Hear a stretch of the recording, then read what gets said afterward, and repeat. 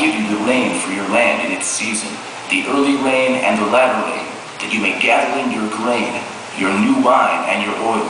And I will send grass in your fields for your livestock, that you may eat and be filled. The first lesson that we need to draw from our scripture regards the place of promise. In our text, God speaks of the land which you go to possess. The primary dynamic of this command was the simple act of going. Part of the power of what and who we are as a fellowship is that we are constantly training men in the art of going. We are raising couples, young and old alike, who have the spirit of the conqueror and the desire to possess new lands for the cause of Christ. One of the mistakes many Christians make is they imagine that the promised land is some place they've already been, some nostalgic place from our past. Young pastors, after facing the struggle of ministry, look back with longing at the mother church as a promised land they desire to return to. Older believers look back in time at an idealized notion of revival and are secretly yearning for that bygone promised land of ministry. We are in great danger of leaving promised lands untilled and fields unharvested if we ever forget that the promised lands of the kingdom will require us to leave and to go. So the first place of promise, then, is a place in front. It is not a place from the past. The promised land is not a rose-colored fantasy about what could have or might have been. It is a place that lies somewhere just ahead of us, just beyond our present grasp. The second place of promise is a place predetermined. When God sent Moses to Egypt, he could very well have sent him there as a conqueror instead of a deliverer. God could have claimed the fertile fields of the Nile Delta for his own people and evicted the Egyptians as easily as he drove out the people of Canaan. So why didn't he? Very simply, God had a predetermined place of promise for the people of Israel. One of the things we often forget is that God has a larger plan. When we compare the Nile Delta with the rocky hills of Judea, the choice seems obvious to us. Many of the Israelites had the same opinion. They are recorded longing for the fruits of Egypt. However, God is not looking at the physical soil or apparent blessings of the land. He is calling to mind his past promises and future plans for the promised land. We must understand that in our ministry it is the same. God draws us into lands, often not because of their apparent abundance, but because of his own agenda. How many pioneer pastors testify of key converts or miracle families that seemingly come from out of nowhere to bless the church? How many men have confessed to being surprised at the work that God has done in their city? Is it because we didn't expect much of God?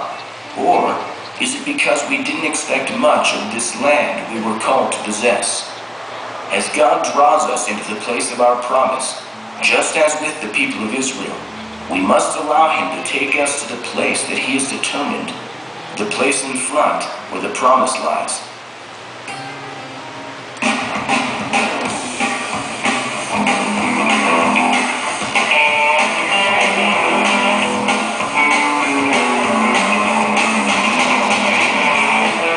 The city of Wlv in the southeast corner of California is a city with a population of 21,000 and summer heat that reaches nearly 125 degrees. Until recently pastored by Bob and Phoebe McGinnis, this church has been aggressively pursuing the will of God. Street preaching has become a regular part of the Blythe cityscape, and police officers regularly park their cruisers nearby to hear the testimonies of the criminals they used to arrest. Often, the city mayor gets to hear as well while he relaxes in the Starbucks.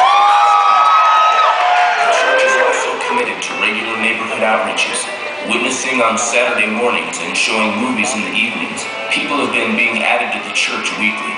At their last water baptism, 19 new converts were baptized. Keep praying for the church in Blythe and new pastors Steve and Becky Brazell.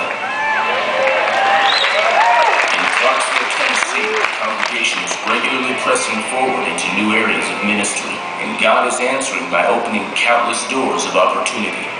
Many new couples and single military men and women have been added to the church. From entering floats in parades, witnessing booths at local festivals, to ordinary one-on-one evangelism, they are continually seeing God's favor. One highlight has been a play dealing with the destructive addiction of meth. After performing in Clarksville, the play has traveled to Little Rock, Arkansas, and Sparta, Illinois, and many lives have been transformed. God is on the move in the Midwest.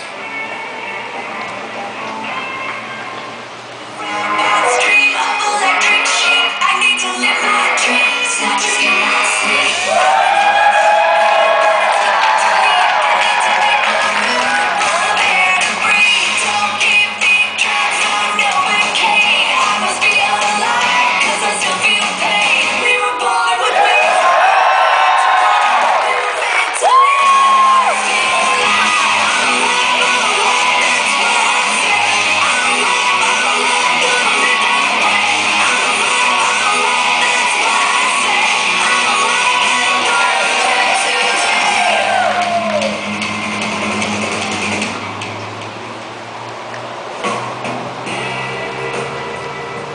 Pastor Sospansky and the Jacksonville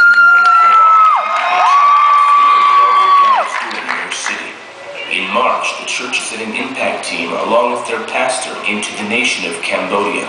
During the revival, there were between 20 and 40 people saved each night. In recent months, they've seen a breakthrough in their Saturday night music scene. Many of the young people have started bringing their friends from school, and numbers of them are getting saved. In their first outdoor concert of the year, there were several visitors and 7 people saved. In the past few months, the church in Jacksonville has baptized 15 new converts. Thank God for all He's doing in Jacksonville. The church in Gallup, New Mexico is always looking for creative ways to reach their city. One outreach had several saints caroling and testifying in a local nursing home. Afterward, they prayed with several of the residents for salvation. The annual Extreme Impact Outreach was a tremendous success. They began the day in the morning with Pastor Rick Martinez stirring up the young people for evangelism. Then they hit the streets to preach, witness, and pass out flyers. That night they joined together for an outdoor concert and saw scores of visitors, with many people giving their lives to Jesus Christ. The church in Gallup is excited about all that God has done and are looking forward to what's in store as Pastor Glenn and Donna Cluck take over. Las Vegas, Nevada is Sin City, but the average citizen is more likely than not to admit that they are sinners. In January, Pastor Lamb and the West Side congregation took advantage of the celebration of Martin Luther King Day. The city of Las Vegas annually hosts a parade down MLK Boulevard, and thousands of people converge to celebrate. In true fellowship fashion, there was a float equipped with a pulpit, loudspeakers, and dozens of saints preaching and testifying along the parade route. In an old part of downtown Las Vegas, the city has converted one block into an outdoor bazaar called the Fremont Street Experience. With several historic casinos, live bands, street vendors, and thousands of tourists, it is a prime outreaching location. A recent outreach involving drama and street preaching was a great success there. One of the men was interviewed on the Fremont Street overhead screen, which is currently the world's largest video screen, over 5 football fields long. He used the opportunity to testify and preach to the entire street. God will continue to expand His work there. Never gonna happen. And if I can only reach one set of ears, I know that I fulfill my purpose here. Change the world, one boy, one girl, one person at a time. Change the world, one boy, one girl, one person at a time.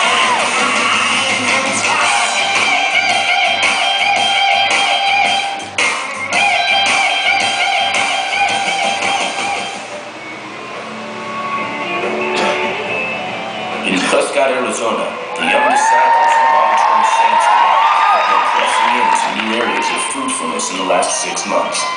One of the local high schools gave the church permission to do a concert on school grounds. The room was full of young people, and when a young student pulled the altar call, several were saved.